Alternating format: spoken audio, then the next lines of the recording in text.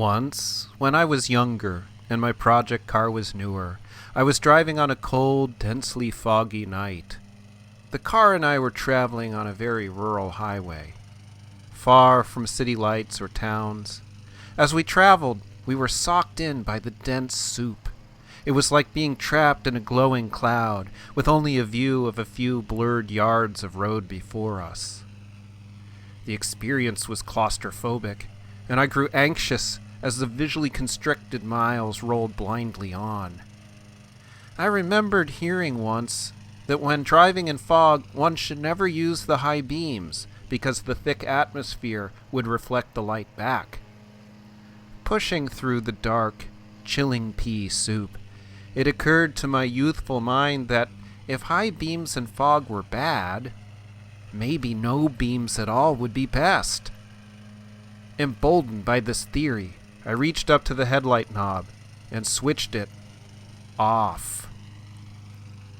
With the press of that switch, my car and I were plunged into the black velvet depths of abyssal darkness.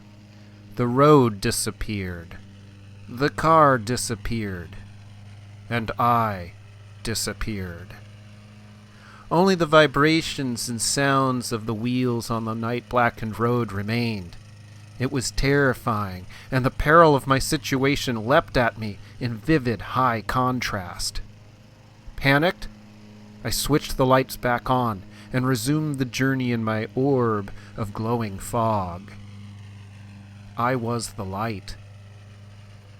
Of late, as I make my way through the world these days, encountering anxious, angry people, and hesitantly reading the ever-darkening news, I find myself reflecting on that harrowing night drive. Anymore, nowadays it seems the further I go on this lost highway of middle-aged life, the darker, colder, and hazier things become.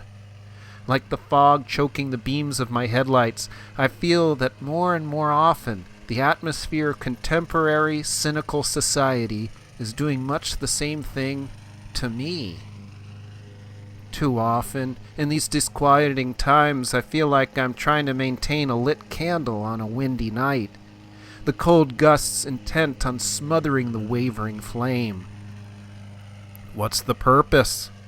It's so little light anyway. Why bother? The 13th century mystic poet Rumi once wrote, "If everything around you seems dark, look again. You may be the light." Reflecting on that foggy night drive long ago, I'm inclined to agree with Rumi.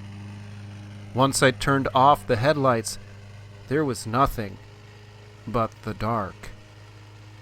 If we surrender to the darkness around us, do we not become more of the same, just a part of the problem? Just one more lost, disillusioned individual cursing the dark and running painfully into what is not seen?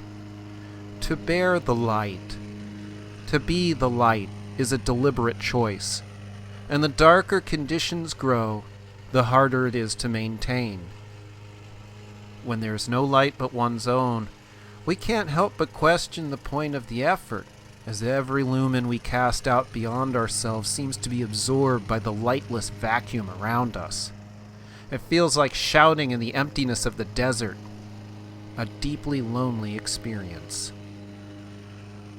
But what we can't know is who may see the light, unbeknownst to us, and what it might mean to them. What is the lighthouse to the ship lost at sea on a stormy night? To that ship, the beacon makes the difference between survival and sinking. What's not to say our efforts to offer our own light is not the same to others? Isn't it worth the extra effort? It might make all the difference in a way you'll never know. That seems worth the risk of enduring a sense of hopeless futility. It's the little things that bear the light. A kind word or a little compassion. A simple smile is a small, meaningful gift that costs the giver nothing. If nothing else, there is the warmth of knowing you're doing what you can. if only to know that if you were lost out in the dark, you'd be better for seeing some light too. Does Christ not call us to put our light upon a stand rather than under a basket? When we give to others, we are also giving to ourselves. Is it not worth the effort, if for nothing more than to have a little light at our feet to guide our next step? Each step is one closer to dawn. Keep shining. Be the light.